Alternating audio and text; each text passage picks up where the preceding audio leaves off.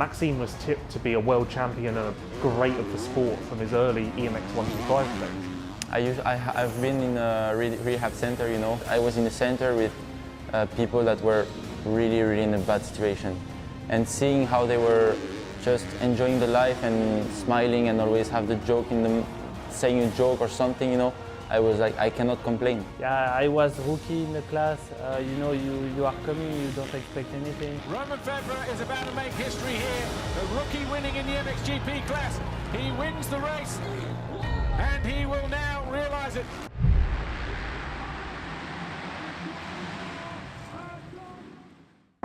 I look at you then. Yeah. First of all, then, it's been a great season for you. Obviously, you've hit a very high level again for the first time in quite a while. How does it feel to reach those heights again and just be back to the best version of you? Because it has been a long time. Roman Federer, big day for him. 8 points separate him and the championship leader, Tim Geiser. Is it going to be?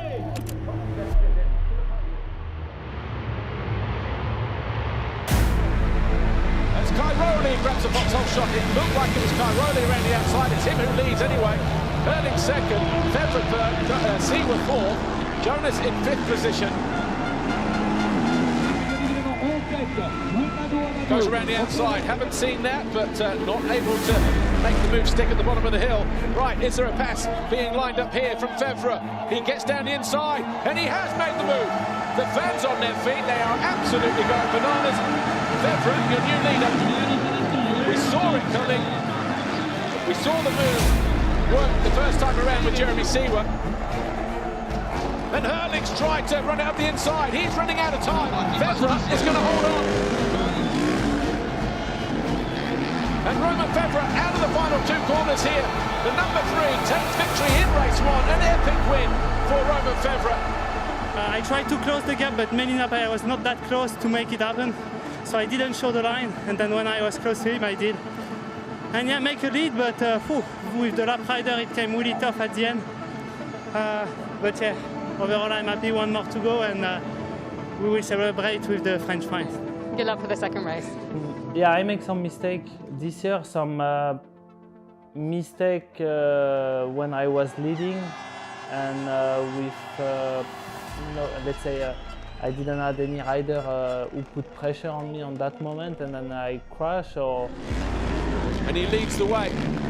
By 2.7 seconds now over Jorge Prado. Hurlings. Roman Federer throws away the lead. For the second week in succession in the second race, Roman Federer, Monster Energy Kawasaki, out of the lead and handing the advantage to Jorge Prado. And I make the mistake, so that it's really difficult to understand. It's always possible to make a mistake, but those ones are really difficult. Sometimes I crashed some race that I wanted to do too quick, like the first few laps too quick, and I wasn't maybe on a good position, so I wanted to pass the rider really too fast, and then I make a mistake. So that I can understand, and we can analyze that. But like when I was leading few times I was leading a race and then I crashed by my own. So that's the worst scenario to accept, and also to analyze, because you don't know. Sometimes I cannot explain why exactly I did. Federer has the biggest gap that he's had for a few laps over Jeffrey Hurlings. For all of these guys, it's now or never. Federer can't do any more than he's doing. How close? Geiser almost alongside. Can't affect the move there though. Federer throws away the lead on the final lap. And then there were 3. Jeffrey Hurlings wins race 1 here. Looks back and sees Cairoli there. Geiser third. Federer, disappointment for him in 4th place. Maybe I'm not so fey, but I'm pretty surprised, honestly. I mean, I always consider this 2015 title as a unique opportunity for him to get the title. Because at that moment so many riders were injured. Roman Federer is about to make history here. A rookie winning in the MXGP class. He wins the race and he will now realise it. Still, he won the title, so as I said previously, it's in the book. It's there, you won it, you deserve it, of course. But this year, something has changed. And if you see where he is now in the championship, being the rider who have made most of the mistakes on track, it's amazing, because it means that, yeah, he's there and he can fight. I'm still not betting on him for the final victory, but eventually, if he will score the final victory, he will deserve it, to me, a little bit more than in 2015, because he was there all the time with all the top riders fighting with him. And I was pretty surprised also about his only success this year. Winning Lommel is not easy. Round 6 is about to draw to a concluding end. Who will it be, though, that wins the Grand Prix here? Jeffrey Herling's nearest our camera, the gate about to drop, it does. Not a good jump for the 84, Prado and Febvre, and again Monticelli around the outside, Jacobi going with him this time. Kawasaki lead the way once again, and then Monticelli throws it away. 47, Febvre, Jonas, 40, Geiser, 34, we've wave yellows here, and Febvre has thrown it away. Febvre has thrown away a 5-second advantage over Paul's Jonas. Romain Febvre, who was the fastest man around the track a lap ago with a 2:09, obviously a 2:13, so it cost him 4 or 5 seconds that time around. Oh, we've got to change for second. Febvre has barged his way past Jorge Prado, who's looking back to retaliate. Side by side, but Febvre is just going to steal it. He's alongside and takes the lead away from Paul's Jonas. Romain Febvre finally wins at Lommel, the toughest place on earth. He can't believe it. Yeah, I'm stoked right now. I feel all the work pay off, finally. Still make a mistake, but that second moto, I was on it. So proud of my team, Monster Energy Kawasaki Racing team. And we're gonna celebrate tonight. Romain Febvre is maybe at the top of the list of most entertaining riders. But when he is on, he's so exciting to watch because he's so fast, he's got so much raw speed, and definitely isn't afraid to hang it out and leave it all on the track. That saying there effectively sums up his 2021 season so far. He's been the fastest rider in the MXGP class on more than one occasion. At most rounds, you could say. He's led the third most laps at this point, that being the halfway mark. But he's also had some crashes, he's also had some mistakes, and that's cost him, because really, if you look at the positions he's been putting himself in, the speed that he's had, and effectively what he's delivered as a whole thus far this year, he should be leading the World Championship. And at the halfway mark now, with 8 rounds to go, he's only 4 points down, so we're not far from that. We play already some good cards this season, but I still make some mistakes, and which I will try my best to end up the season really good without making mistakes. And I feel clearly that this season can be mine, so I will do everything I can to finalize that.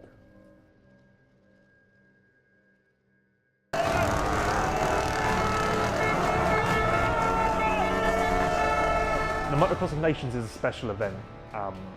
Motocross is an individual sport, much like every other type of racing. Team events don't really factor in, except for one time of the year when the Motocross of Nations, or the Olympics of Motocross, fires up, typically at the end of September, and pits country against country in a unique format that mixes 450s and 250s, Americans against Europeans. You just see you see a different dynamic to what you do for the other 11 months of the year. That's what makes the Motocross of Nations so special, and that's what makes it the biggest event in the sport. There's a reason why every fan, no matter their continent, no matter where they're based, no matter their background, there's a reason why every fan tunes into this event. Yeah, I mean, when I was young, it was a dream for me to race the Motocross of Nations, because all here in Europe, all the big guys showed up, also from the States and from any, other country. And I remember that day like it was yesterday in Sergio in 2011 when I did my first Nations. I was 17 years old. I was like, oh, did they really ask me to go to the Nations? Like, it was super cool and a great experience, because I was watching guys like, Danci, Villopoto, in TV and in magazines, and they were just heroes, and all out of a sudden I stood on the start gate and like I saw them next to me, you know, and it was like, wow, you know, I'm racing them now. They all want a piece, so, but it's not bad, it's definitely going to be good. 15-second forward is about to turn to 5. It's Blake Baggett on the inside. Now this is Ryan Minapota and Ryan Dunching. They celebrate for Team USA.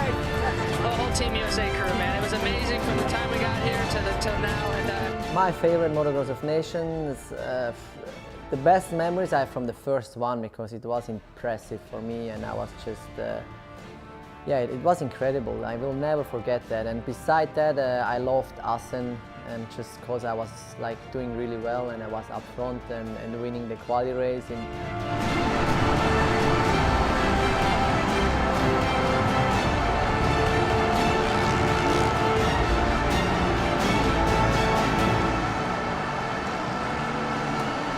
We managed to get the win home, you know, which is amazing, especially like I said on this track. And now pressure is off for Team Switzerland to qualify, I think, I hope so. And now we look for tomorrow, and I'm stoked with that.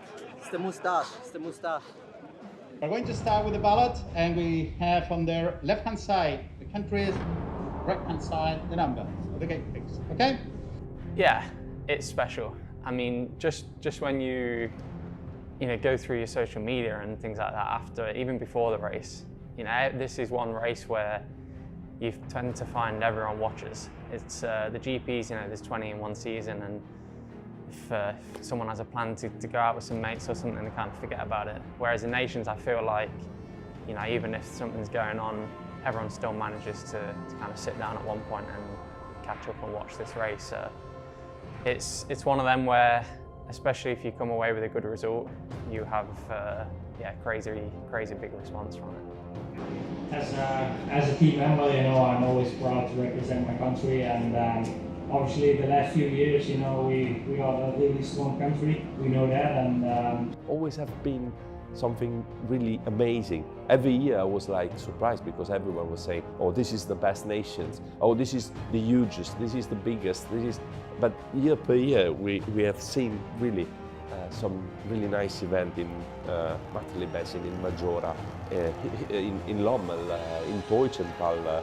I have plenty of nice memories about Motocross of Nations. There was a moment where I was considering a little bit less the event compared to the World Championship, but then when you get older, I think it's something that is like you feel more the fact that you are part of a country. So you're not cheering anymore for your favorite rider or for your favorite team, favorite brand, but you're cheering for your nation. And that's something that is completely different from what we are used to have. Britain! Great Britain goes on position 16. This year, yeah, I was the favourite in the team, and, you know, let's say meant to be the stronger member of the three. So it was, I mean, nice to have that feeling. Was amazing. To be selected as that guy was like a privilege for me, but yeah, it comes with a little bit of extra pressure. And Saturday, day one of the MX Nations 2021. Heading out now for warm-up, first session on track. Not really any pressure today. I mean, the pegs for qualifying position were pulled yesterday. Team GB was 16, so not amazing, but not too bad. It can be a lot worse. It's a sacrilege, but a new helmet has to be dropped. Hello everybody, welcome to the 74th edition of the FIM Monster Energy Motocross of Nations. My name's Paul Mailing. I'll be joined by Jason Thomas from Fly Racing for the qualifying races today and the main events tomorrow. The Fly Racing 15-second board goes up. We are getting ready to go racing this qualifying race here, 20 minutes plus 2 laps. Keeping an eye on our guys. We can see good jump from Ben Watson. And there's Watson, who runs wide through the first turn, uses all of that racetrack, takes Benoit Patrel to the outside, getting their way through the first few corners, and it's Watson who leads on the Yamaha for Great Britain. Absolutely flying start for the Brit. A 29.4 in Cairoli's favour, 29.8, 29.4 in Cairoli's favour, 25.7, and the fastest sector of the race for Cairoli, a 24.7. So that gap is coming down all of a sudden. Final turn, this is where the pass is going to happen, maybe end of the straight. Watson knows he's there, can't do anything about it. Tony Cairoli goes through with 2 laps to go. You see just absolutely no fight from Ben there, which I still believe there's some sort of arm pump or some sort of nervousness happening, because you see him, he's already losing the toe here a little bit, and I think he's perfectly happy to bring this home in 2nd place. And Tony Cairoli, a week ago, we didn't even know if he was going to be here. Well, he is, he's arrived, he's won the qualifying race.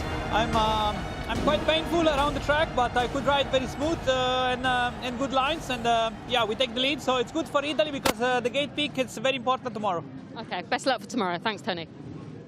If you're joining us for the first time, it's not such a very warm welcome to Italy. In fact, a very wet one now. We've had rain for the last hour and a half or so. It's gradually picking up as well, but the track is still in very good condition.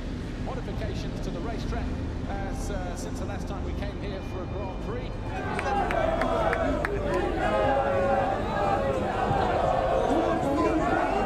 So yeah, Sunday, I mean, we came together as a team, and the strategy with the start was not really simple, but you know, you just listen to Mark in that way and kind of go with it as a team and make sure everyone's happy. And Sean, you know, with his injury with the thumb, he decided that he would just go on the outside both motors and give the opportunity to me and Conrad to kind of achieve the best we could and have that opportunity to get a good start and, you know, have that clear track, let's say. So of course, a little nerves, but most of the time it's yeah, it's excitement, and yeah, I'm just looking forward. The 5-second borders turn. We are getting ready to go. MX on 74. The burst into life here in Mantova. It's going to be a very interesting first turn. And Cairoli around the outside, and he and Kodanov both go down. Just what I was fearful of. That first turn, the outsides have not worked throughout the weekend, and they're already paying the price for it. So Cairoli, Team Italy, favourites Glenn Kodanov, the defending champions. Already drama here, going into the first corner in Mantova.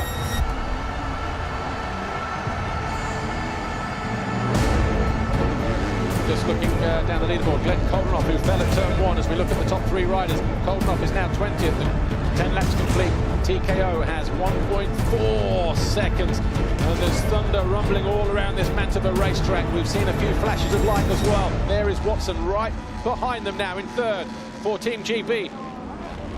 The run down towards the finish line.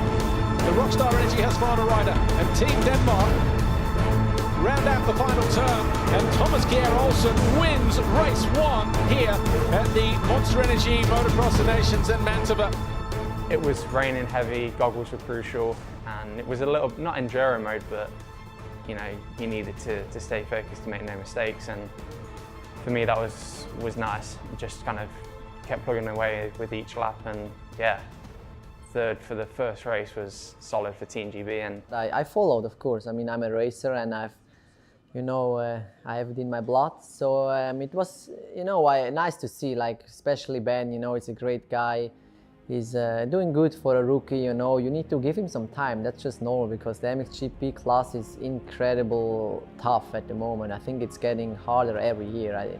I don't know really they ever stop to, you know, settle. And we are back live then with the race as it's about to go. We've got a green flag being raised imminently over on the backside of the grid. All the big hitters down the inside there. That's where we're going to keep our eye. There's a couple in the middle as well with Warren and the number 1 of Glenn Kodanov, who looks like to get a good jump as well. But Herlitz closes the door on Cairoli.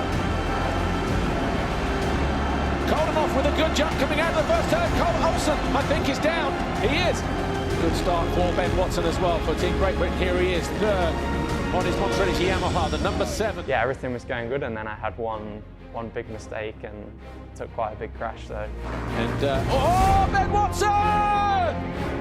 Off the side of the bike, just grabbed his foot pegs. I was about to say they're tied on points, the Netherlands and Great Britain. But with that crash, Ben Watson losing points and positions here.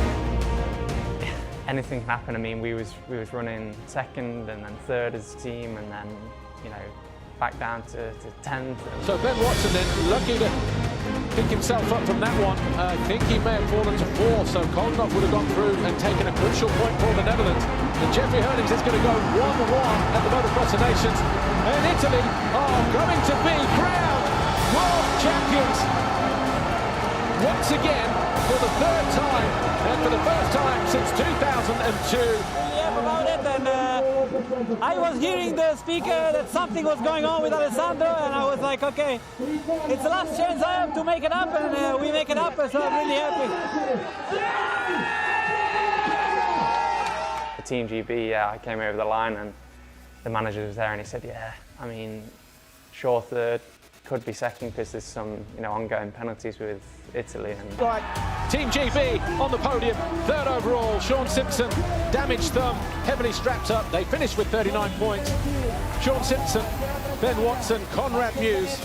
Ben did amazing. I was so happy for him. I was watching the podium, and he was just like smiling all over the place already because he was, third on the podium, and then they came with the gold plate. And he was like, he didn't realize, he was like, yeah, me? Is it me? And then like, yeah, and he was just the happiest guy ever. And it was nice to see because Ben, he's a good kid. He's my teammate, so we spend some time together and I like to see him, succeeding.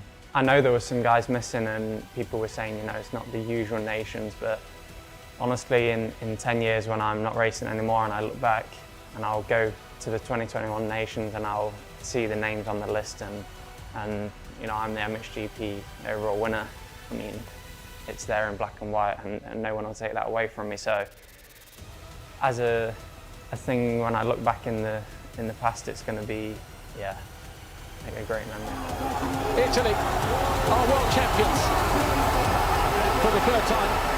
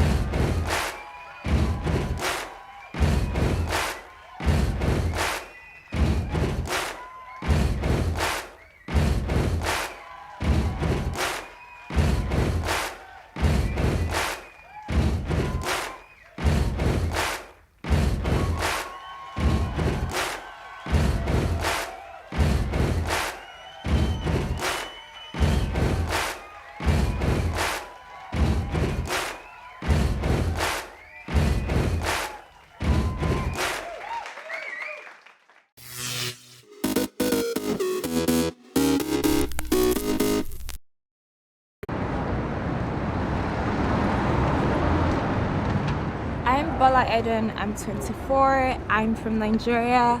I'm very passionate about arts, music and creative writing. I'm Simone, I'm 18 and I'm from Milan.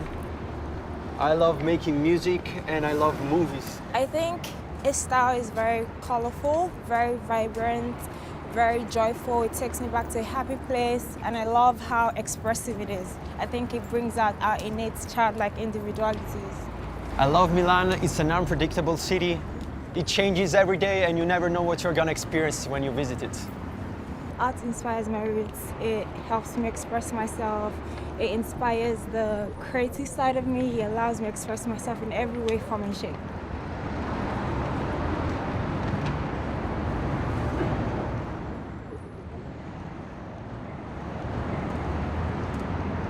Ciao, sono Gaia, faccio l'artista. Amo camminare, leggere e dipingere.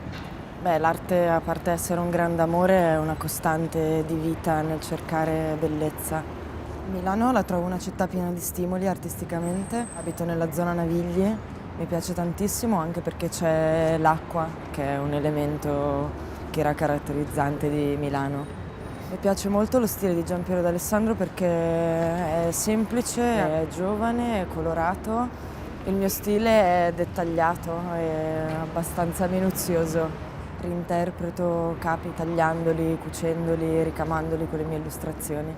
La prima cosa che mi viene in mente se mi dici arte è libertà, emozione.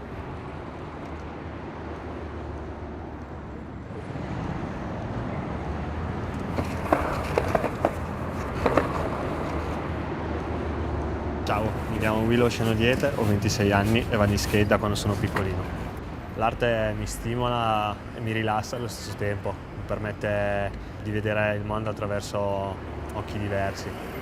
A Milano è una città molto frenetica e ti permette di vivere diversi ambienti e possibilità, quindi in realtà mi piace. La zona in cui vivo è molto multietnica e molto culturale. Lo stile di Giampiero D'Alessandro mi piace, l'ho trovato stimolante e ho trovato delle sue grafiche anche online. Se penso all'arte mi viene in mente lo skate, il mio ambiente, perché accomuna molti più settori e situazioni, mi piace molto. Il mio stile? Comodo e sportivo ed estroverso, come il mio skate.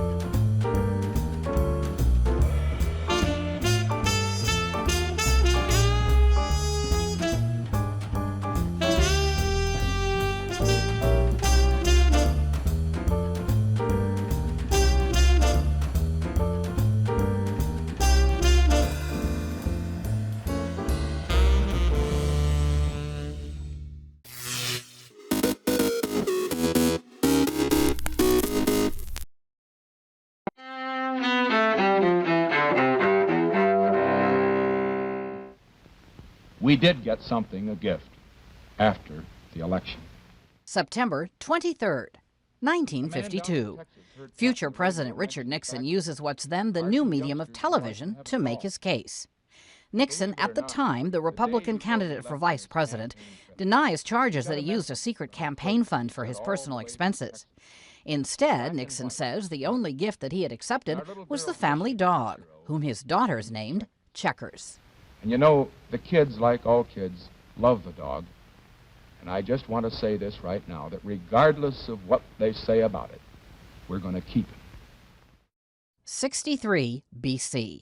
Augustus Caesar, ancient Rome's first emperor and the grandnephew of Julius Caesar, is born Gaius Octavius in what's now Italy's capital. 1806. Explorers Meriwether Lewis and William Clark end their expedition to America's uncharted West. They return to St. Louis more than 2 years after setting out for the Pacific Northwest. 1939. Psychologist Sigmund Freud, the father of psychoanalysis, dies in London. He was 83.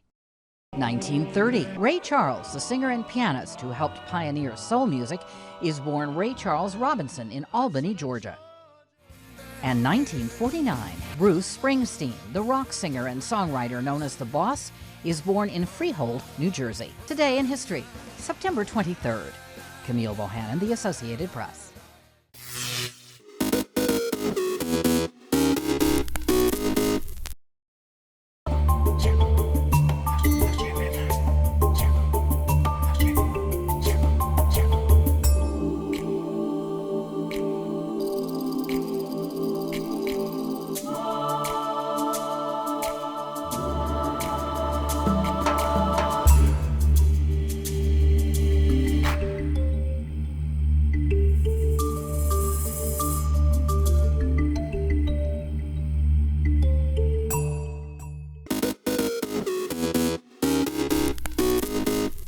Welcome back in our studio, and in today's news,